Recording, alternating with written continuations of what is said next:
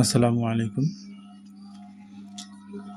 এখন আমরা যে বিষয়টি শুরু করতে যাচ্ছি হাইড্রোকার্বন। এটা খুবই গুরুত্বপূর্ণ একটা অধ্যায় নবম দশম শ্রেণীর জন্য।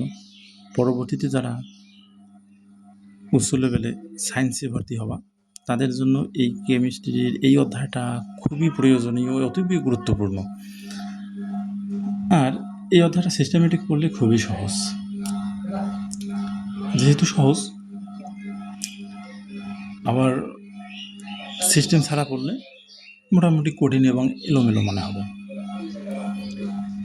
তো আমি যে ব্যাচেই পড়াই নবম দশম শ্রেণীতে, তারা সবাই বেশিরভাগটাই বলে যে এই অধ্যায়টায় সমস্যা, এই অধ্যায়টা বিভিন্ন ধরনের সমস্যা তাদের থাকে। তো এই অধ্যায় আজকে একটু শুরু করতে চাচ্ছি। এগুলো ছোটো ছোটো ভিডিও আকারে আমি আস্তে আস্তে ছাড়ব। যারা আমার ব্যাচে ক্লাস করতেছে, এর আগের ব্যাচগুলো যেভাবে দেয়া হয়েছিল, ইউটিউবে ভিডিওগুলো দেয়া হয় বা তাদের গ্রুপে ভিডিওগুলো দেয়া হয়। আমি সাধারণত বিভিন্ন গ্রুপে দিয়ে থাকি, পরবর্তীতে তারা ক্লাসের ভিডিওগুলো দেখতে পারে। এখন হাইড্রোকার্বন সম্বন্ধে আমি বর্ণনা করি। হাইড্রোকার্বন হলো একটা পরিবার। এই পরিবারে দুইজন হলো মূল সদস্য, দুইজন। একজন হলো কোহিনুর বেগম, মনে রাখার জন্য বলি, কোহিনুর বেগম, আর তার হাজব্যান্ড। এখানে দুইজন সদস্য এই পরিবারের মূল। এটা হলো কোহিনুর বেগম মানে সি, আর তার হাজব্যান্ড এইচ। এই দুইজন হলো এখানে পরিবারের মূল সদস্য। তাছাড়াও একটা পরিবার চালাইতে গেলে বাইরের কিছু লোকের প্রয়োজন। এই পরিবারে বাইরের কিছু লোক আসে, নাইট্রোজেন, অক্সিজেন, সালফার, ক্লোরিন, এগুলো বাইরের লোক। এগুলো কিন্তু এদের পরিবারের লোক না। পরিবার শুধু দুইজন, কোহিনুর বেগম এবং তার হাজবেন্ড নিয়ে এই পরিবার, আর এগুলো হলো বাইরের লোক।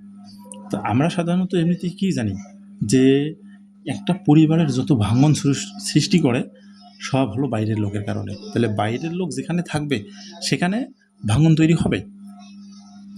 তো বিষয়টা একটু বোঝাই যে, ধরো একটা বিক্রিয়া দিয়ে বোঝাই, CH3 CH2 Cl, এর সাথে যদি আমরা সোডিয়াম হাইড্রোক্সাইডের বিক্রিয়া করি তাহলে আমাদের কী তৈরি হবে? তাহলে বিক্রিয়াটা কোথায় ভাঙবে? এই যে পরিবারের সদস্য, পরিবারের মধ্যে বাইরের লোক হলো এই বাইরের লোক যেখানে সেখানেই গণ্ডগোল হবে। এই বাইরের লোক যেখানে, এখানেই বিক্রিয়াটা ভেঙে যাবে। তাহলে ভেঙে গেলে কি তৈরি হবে? CH3 আর CH2। এখন দেখো, রসায়নের মধ্যেও পছন্দ অপছন্দের লোক আছে। সোডিয়াম হলো ধাতু, এদের সবসময় পছন্দ হলো ক্লোরিন। সোডিয়াম সবসময় ক্লোরিনকে পছন্দ করে।